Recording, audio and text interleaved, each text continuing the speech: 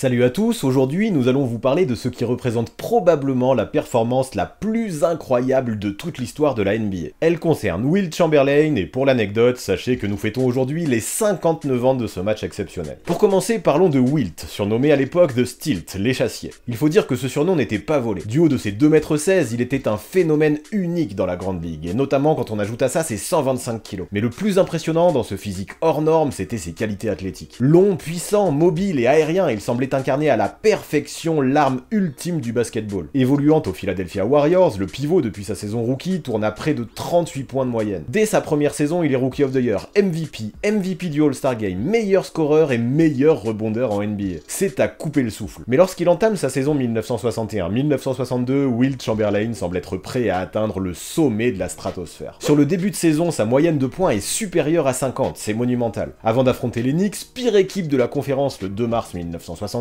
Chamberlain est intouchable. Oui, il vient d'enchaîner 3 rencontres de suite à 67, 65 et 61 points, c'est insane. Si son record en carrière jusque-là était de 78 unités, tous les astres paraissent alors alignés de la bonne façon pour qu'il s'en approche, voire même pour qu'il l'explose prochainement. Du coup, pour ce 76e match de la saison, qui compte pour du beurre ou pas loin, car les Warriors étaient déjà qualifiés pour les playoffs, Wilt, face aux New-Yorkais, se dit que c'est le moment. Rendez-vous donc à l'Hershey Arena, qui n'était pas la salle habituelle. Dans les années 60, la fréquentation des salles était plutôt aléatoire. Voilà pourquoi, de temps en temps, on allait jouer des matchs dans des endroits reculés pour tenter d'attirer de nouveaux fans. C'est pour ça qu'à 3 reprises dans la saison, les Warriors ont déserté le Convention Hall de Philadelphie de 9200 places pour aller squatter la salle de Hershey, petite ville de campagne à plus de 150 km du centre qui, elle, disposait de 2000 sièges de moins. Ce match face aux Knicks faisait partie de ce projet d'expansion de la NBA, et au vu du contexte, forcément très peu de journalistes avaient fait acte de présence. La télé ne s'était absolument pas déplacée, et de toute façon c'était très rare à l'époque. Les seules retransmissions avaient lieu à la radio. En parallèle, la salle était remplie à moins de 60% de ses capacités, vu que seulement 4124 spectateurs avaient pris leur ticket ce jour-là. Vous l'avez compris, ce match se déroulait dans une ambiance plutôt intimiste. L'heure de l'entre-deux approche et nous apprenons que Phil Jordan, le pivot des Knicks qui devait se coltiner Wilt, ne serait pas là. La raison officielle disait qu'il était resté à l'hôtel car malade, mais la vérité, on l'apprendra plus tard, c'est qu'il avait pris une méga cuite la veille et qu'il était incapable de se lever de son lit en raison de sa gueule de bois. Oui, on était dans une autre époque. C'est donc Dara Limov qui prend la place de son zombie de coéquipier. Du haut de ses 2,08 m et fort de ses 100 kg, le pivot n'a pas vraiment les outils pour limiter Chamberlain. Alors le gars prend vite des fautes, 3 dans le premier quart, c'est violent. Il ne passe que 20 minutes au total sur le parquet, pendant que le rookie Cleveland Buckner est envoyé au charbon. Avec ses 2,06 m et ses 95 kg, il est encore plus limité qu'Imhoff. Cette rencontre se transforme en carnage. Après avoir commencé cette confrontation par un 19-3, les Warriors mènent 42-26 à la fin du premier quart, menés par un Wilt Chamberlain sur une autre planète. 23 points et 10 rebonds pour lui, à 7 sur 14 au tir, mais surtout à 9 sur 9 au lancer franc. Quand l'on sait que ce secteur représentait son principal péché mignon, cela montrait qu'il était en forme. Quand j'ai enchaîné 9 lancers francs de suite, j'ai commencé à penser au record de lancers francs. C'était mon meilleur match. À la mi-temps, l'écart n'est plus que de 11 points, mais Wilt domine toujours avec des dunks, des lay-ups et des finger rolls dont il avait le secret. Il affiche 41 points à son compteur personnel, et son 13 sur 14 au lancer est toujours aussi surprenant. Oui, généralement, le pivot avait clairement du mal à dépasser régulièrement les 50% sur la ligne. Les adversaires, sûrement un peu jaloux, racontent qu'à Hershey, les cercles étaient très souples et peuvent expliquer les bonnes perfs de Wilt au lancer. Ce qu'il faut savoir, c'est que ces cercles à Hershey étaient très souples. Et c'était comme des canalisations. Dès que vous envoyiez le ballon dessus, ça l'aspirait. Ouais, on veut bien le croire, n'empêche que cercle souple ou non, personne au Knicks n'a brillé comme Wilt ce jour-là. Et oui, au retour des vestiaires, le show se poursuit. Il ajoute 28 points et pousse son total de lancers francs à 21 sur 22. À la fin du troisième quart, il a déjà compilé 69 points, se situant à seulement 9 unités de son record personnel, qui lui avait été établi dans un match joué en 3 prolongations. À ce moment-là, Imhoff prend sa 6ème faute et tout le monde à Philadelphie se met à penser que Chamberlain est capable d'atteindre les 100 points. Vu que le match qui se joue sur un score de 125 à 106 est déjà quasiment plié, atteindre cette marque devient le nouvel objectif officiel de ces Warriors. Puis il faut savoir qu'à la mi-temps, le meneur Guy Rogers avait déjà encouragé tous ses potes à jouer autant qu'ils le pouvaient pour leur superstar, afin qu'ils fassent péter les compteurs. Le coach Frank McGuire, qui se rendait compte que cette rencontre n'avait pas grande importance, avait accepté. Alors quand l'objectif des 100 points commence à prendre forme, le pivot obtient tous les ballons, et sur chaque possession, c'est lui qui doit shooter, personne d'autre. Les coéquipiers voulaient que j'atteigne les 100 points. Ils ont commencé à m'abreuver de ballons alors qu'ils étaient ouverts. Je pense vraiment que j'ai trop shooté, surtout le dernier quart, car tout le monde voulait que j'atteigne les 100 points. C'est vrai que tenter 63 shoots et 32 lancers francs, ça commence à faire une belle somme. Mais en vrai, la situation était compliquée et la tension régnait sur le parquet. Alors que le match était plié, Chamberlain restait en jeu pour battre des records individuels, ce qui n'était pas ultra fair-play. Mais les Knicks devaient-ils vraiment prendre ça pour eux? Cette saison-là, le Big Dipper ne rejoignait jamais le banc. La seule fois où il n'a pas joué un match dans son intégralité lors de cette campagne, c'est parce qu'il fut expulsé pour une deuxième faute faute technique à 8 minutes de la fin. Vu qu'en plus de ça, il a joué quelques prolongations au cours de la saison, sa moyenne de minutes a atteint les 48,5, un record historique. C'est fou quand même d'imaginer qu'il a pu obtenir un temps de jeu moyen supérieur à la durée officielle d'un match sans prolongation. Mais avec Wilt, c'était comme ça, les records qu'il a battus ont un côté extraterrestre. Mais revenons à notre match face aux Knicks. Wilt domine comme jamais et toute la foule se met à hurler à chaque possession sa volonté que le pivot obtienne tous les ballons. Pendant ce temps-là, Dave Zinkoff, le speaker, annonce le total du pivot après chaque panier. Tout le monde n'attend plus qu'une seule chose, les 100 points. Visiblement, le principal concerné de son côté aurait préféré sortir, la jouer fair play et ne pas faire de vagues. Mais la volonté des fans, de ses coéquipiers et de ses coachs était telle qu'il accepta finalement sa mission. Le truc dont je me souviens de ce match, c'est que Wilt ne voulait pas scorer 100 points. Il voulait sortir du match. Frank McGuire l'a laissé sur le terrain, mais lui, il ne voulait pas remuer le couteau dans la plaie. La fin de la rencontre se transforme alors en cirque. Les Knicks, menés par un Richie Guérin ex-militaire qui n'accepte pas de se faire ridiculiser, font faute à chaque action pour empêcher Chamberlain d'avoir le ballon. Mais attention, bien sûr, ils ne font pas faute sur lui, mais sur ses coéquipiers, afin que ce soit eux qui aillent au lancer franc. Et oui, vu l'adresse que le Stilt possédait sur la ligne ce soir-là, il aurait été dommage de lui offrir des points faciles. Du coup, en mode miroir, les Warriors se mettent à faire pareil. Plus vite ils faisaient faute sur les Knicks, plus vite ils récupéraient la gonfle pour la filer à Wilt. Le spectacle pris des allures assez dérangeantes. Campbell, le commentateur radio, est sur le cul. Ceci dit, il regrette atrocement de ne pas avoir fait une copie de ce match légendaire, et il ne lui reste à ce jour que le 4e quart-temps. L'ambiance était certes particulière, elle était complètement inédite. Guy Rogers, le meneur, zigzaguait pour éviter les fautes, pendant que Wilt se positionnait dans la raquette pour réceptionner les ballons sous les hurrahs d'une foule en délire. Malgré les stratégies mises en place d'un côté comme de l'autre, les points s'enchaînent pour le Big Dipper. 94, 96, 98. Mais là, ça devient tendu, le chrono s'égrène, et peut-être à cause de la pression, le pivot commence à rater ses tirs. 2 de suite, 3 de suite, c'était très inhabituel pour lui. Alors sur une action, à moins d'1 minute du terme, alors qu'il a 3 défenseurs sur le dos, il appelle la balle. Joe Rucklick, son coéquipier, un arrière sorti du banc, la lui fait parvenir en hauteur. Chamberlain la réceptionne, met un bump, s'approche du panier et score son 100e point. Boum.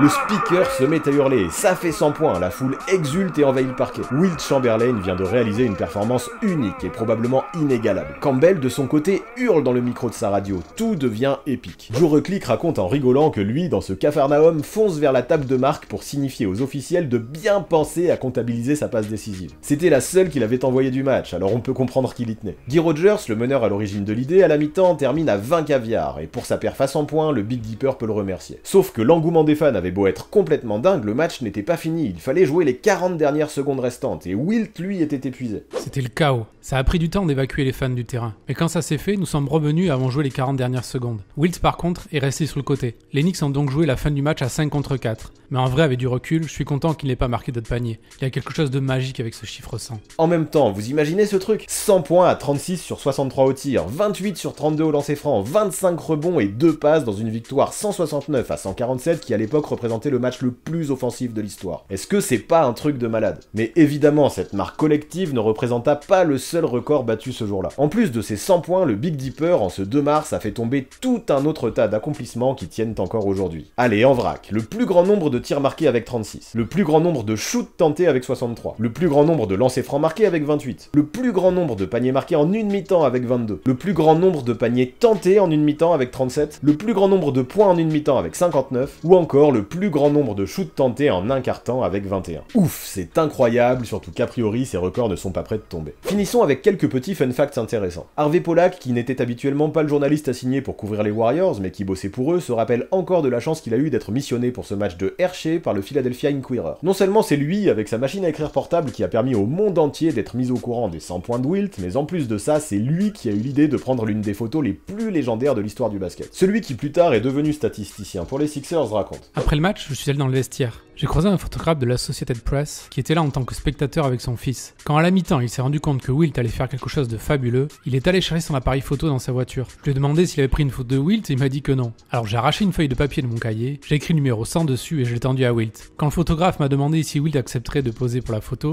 je lui ai répondu que pour moi, il ferait n'importe quoi. Ce cliché a fait le tour du monde et aujourd'hui est toujours aussi épique. Là, avec cette perf et cette photo, le résumé de ce match avait une place de choix dans le Philadelphia Inquirer. Malheureusement, la hype ne fut pas la même au sein des médias nationaux, où cette performance, qui n'obtint que quelques lignes, est passée plus ou moins inaperçue. La NBA à l'époque n'avait pas l'aura qu'elle a aujourd'hui, et les résumés de matchs n'étaient pas vraiment mis en valeur dans les journaux. N'empêche que cette perf, mine de rien, a attiré les curieux, qui ensuite ont voulu en savoir plus sur le phénomène. Les 100 points de Wilt ont vraiment aidé la NBA. Il était un athlète tellement doué. Les gens voulaient aller au match pour le voir jouer. Les Sixers aujourd'hui ont réussi à obtenir le parquet de la salle témoin de l'exploit. Des bouts sont répartis à plusieurs endroits, au Wells Fargo Center, au centre d'entraînement des Sixers ou encore au Hall of Fame. Ce moment est forcément devenu légendaire dans la ville de Philadelphie, mais aussi dans toute la sphère de la balle orange. Tous les objets qui de près ou de loin sont liés à cette performance ont pris une valeur exceptionnelle. Notons également que les Knicks et les Warriors se retrouvèrent 2 jours plus tard dans l'enceinte du Madison Square Garden. Les Warriors s'imposèrent encore, avec cette fois-ci un Chamberlain à 58 points. Pas mal, mais quand même bien moins légendaire. Quoi qu'il en soit, même si ce sont les New-Yorkais qui ont le plus ramassé en ce 2 mars 1962, toute la NBA a pris cher contre Wilt lors de cette campagne, où prirent place des records inhumains. Pendant le mois de décembre par exemple, Wilt a disputé 13 rencontres. 12 fois, il a atteint ou dépassé la barre des 50 unités, tout en réalisant cet exploit lors de 7 matchs consécutifs. Hallucinant. Dans la saison, il aura au total livré 45 matchs à 50 points ou plus, donc 15 à plus de 60 points et 3 à plus de 70. Boum, le mec était juste intouchable. Donc si au final on pourrait se rappeler tristement de Dar Alimov comme l'homme qui a encaissé 100 points sur la tronche par Wilt Chamberlain, celui-ci qui n'a joué au final que 20 minutes sans défend. Arrêtez d'abuser, bande d'abrutis. Je suis sorti pour 6 fautes. Il a mis que 85 points sur ma tête. On se console comme on peut. Et quoi qu'il en soit, malgré un scénario un tant soit peu étrange, ce record historique de 100 points ne semble pas près de tomber. Bon anniversaire à cette performance. Avant de partir, pensez à vous abonner à la chaîne de Basket Info, mais aussi à celle du 6ème homme afin d'obtenir 2 visions complémentaires de la NBA. Les dernières vidéos mises en ligne apparaissent juste sous vos yeux.